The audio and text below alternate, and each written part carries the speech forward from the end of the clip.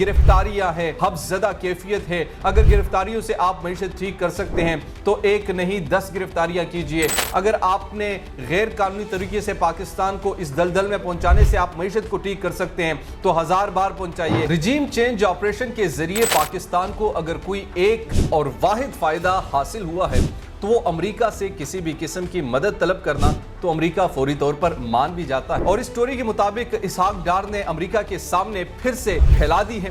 मिफ्ता इस्माइल साहब ने भी आज ही कहा है, वो कहते हैं कि मालूम नहीं इसहाक डार को क्यों लाया गया, इनकी कोशिशों से मुल्क को नुकसान हुआ है।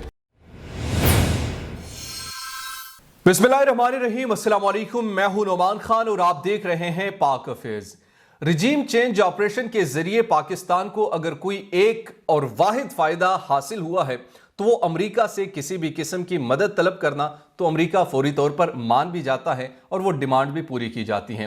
क्योंकि जब आप गुलामी को एक्सेप्ट करते हैं, गुलामी को कबूल करते हैं तो आका आप पर तमाम चीजें नचावर भी करता है। आपको मैं बताता चलूं, आज की बड़ी इंपॉर्टेंट स्टोरी है ये। रिजीम चेंज ऑपरेशन के वक्त को मैं क्यों दोहरा रहा हूं, क्योंकि इससे रिलेटेड आज एक बड़ी स्टोरी है।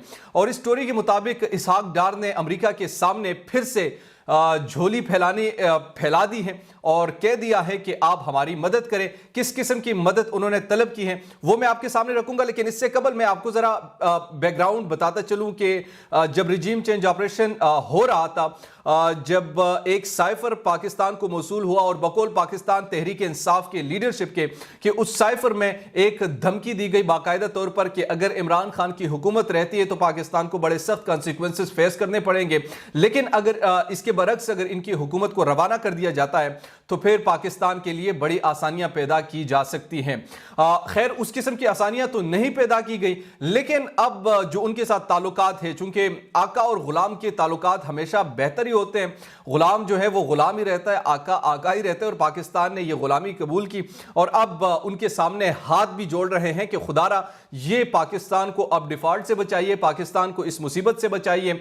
और वो थोड़ा सा चस्का भी ले रहे हैं, शायद वो मदद करे भी, हेल्प करे भी, मगर पाकिस्तान को जरा वो कहते हैं कि नौकर को या अपने गुलाम को वो बड़े औकात में रखते हैं, तो औकात में भी साथ रख रहे हैं।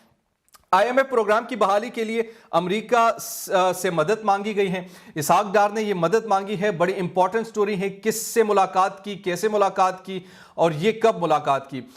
बुध के रोज एक मुलाकात हुई IMF के असिस्टेंट सेक्रेटरी रॉबर्ट के दरमियान और इसके साथ साथ इसहाक डार जो कि वजीर खजाना पाकिस्तान है, इन दोनों के माबैन एक मुलाकात हुई। इस मुलाकात में इसहाक डार ने यह इल्तिजा किया कि उनकी मदद की जाए। During meeting on Wednesday, finance minister Ishaq Dar asked a visiting US delegation, एक US से डेलीगेशन पाकिस्तान को आया जो कि महकमा खजाना के डिप्टी असिस्टेंट सेक्रेटरी रॉबर्ट के सरबराही में। तो इससे इसहाक डार ने मुलाकात की और इस मुलाकात के दौरान सोर्सेज ये क्लेम कर रहे हैं कि इन्होंने मदद मांगी है कि IMF का जो प्रोग्राम है वो बहाल किया जाए। हत्ता कि ये भी कह दिया है कि हर किस्म के शराइत हम मानने को तैयार है, जो भी वादा करेंगे इसकी कोई खिलाफी नहीं की जाएगी। यानी हम बाकायदा तौर पर इसमें लिखा गया है, आपके सामने स्क्रीन पर भी नजर आ रहा होगा और मैं आपके सामने रख भी देता हूं। उन्होंने ये कहा है कि बाकायदा तौर पर पाकिस्तान किसी भी वादे की खिलाफ वर्जी नहीं करेगा, और वो इसलिए नहीं करेगा क्योंकि हम भी चाहते हैं कि पाकिस्तान को सही रोड मैप पर लेकर आए।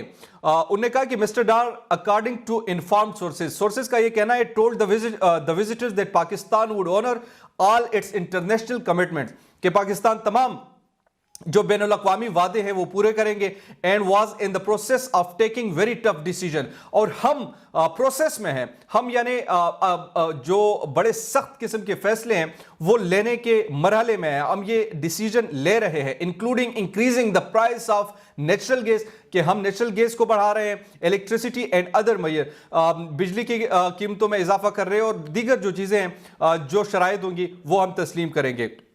یہ خاص طور پر اسحاق ڈار نے کہا کہ آپ بس ہماری مدد کریں، ہم ہر قسم کے جو آپ کے شرائط ہیں وہ تسلیم کریں گے، پاکستان کے عوام پر جتنا بوجھ ڈال سکتے ہیں ہم وہ بوجھ ڈالیں گے، آپ جو کہیں گے ہم ہر قسم کے ڈیسیجن آپ کے تسلیم کرتے ہیں، مگر خدا را یہ IMF کا جو پروگرام ہے وہ بحال کیا جائے۔ ساتھ ہی ساتھ انہوں نے یہ بھی کہا ہے کہ تھوڑا سا رحم کی اپیل بھی انہوں نے کی ہے کہ پاکستان میں ایک قدرتی آفت آئی تھی جس کے ذریعے سے پاکستان کو بڑی مشکلات کا سامنا کرنا پڑا، اور وہ مشکلات جو تھی خاص طور پر سیلاب کے ذریعے سے جو ابھی پچھلے سال آیا تھا، اس سیلاب کے تباہ کاریوں کی وجہ سے پاکستان کو بڑا نقصان پہنچا، اور اس نقصان کے پیش نظر ہمارے ساتھ تھوڑی سی رعایت بھی برتی جائے۔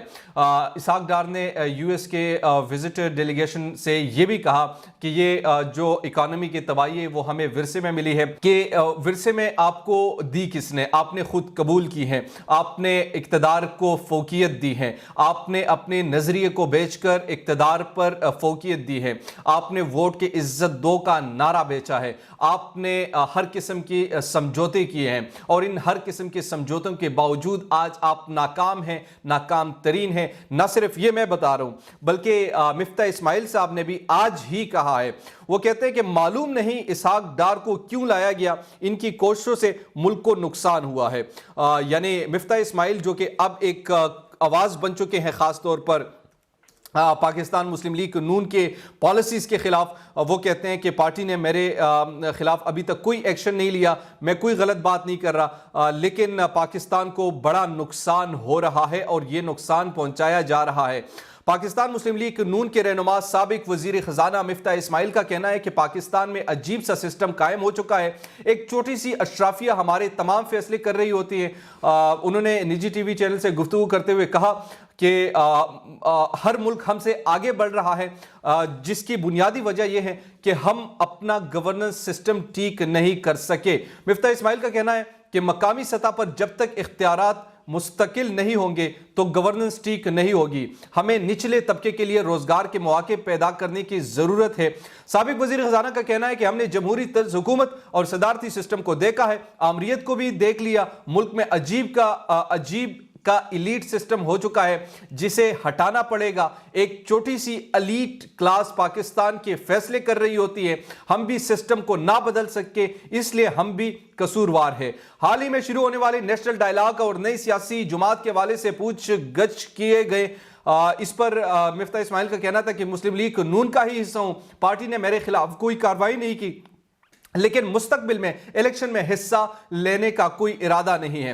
اسحاق ڈار سے متعلق سوال پر مفتاح اسماعیل کا کہنا تھا کہ اسحاق ڈار نے پبلک میں میرے خلاف بات کی اور میری صلاحیت پر سوالات اٹھائے، جس کا میں نے جواب دیا۔ علم نہیں کہ ڈار صاحب کو کیوں لایا گیا، لیکن ڈار صاحب نے سوچا کہ شاید وہ IMF کے بغیر ملک کو چلا سکتے ہیں، انہوں نے کوشش کی جس سے پاکستان کو بڑا نقصان ہوا۔ حکومت اب اس بات پر راضی ہو گئی ہے کہ IMF کی کڑی شرائط ماننی پڑے گی، اور وہ مان رہی ہے، جس کے پہلے حصے میں نے آپ کے سامنے رکھ دیا۔ یہ ریجیم چینج آپریشن کے آفٹر شاکس ہیں۔ پاکستان میں اس وقت گھٹن زدہ ماحول ہے، گرفتاریاں ہیں، ایک حبس زدہ کیفیت ہے۔ اگر گرفتاریوں سے آپ معیشت ٹھیک کر سکتے ہیں تو ایک نہیں 10 گرفتاریاں کیجئے۔ اگر آپ نے غیر قانونی طریقے سے پاکستان کو اس دلدل میں پہنچانے سے آپ معیشت کو ٹھیک کر سکتے ہیں تو 1000 بار پہنچائیے۔ اگر آپ نے یہی حبس زدہ اور گھٹن زدہ ماحول پیدا کرنے سے معیشت کو ٹھیک کر سکتے ہیں تو 1000 بار ہی گھٹن زدہ اور حبس زدہ ماحول پیدا کر لیجئے۔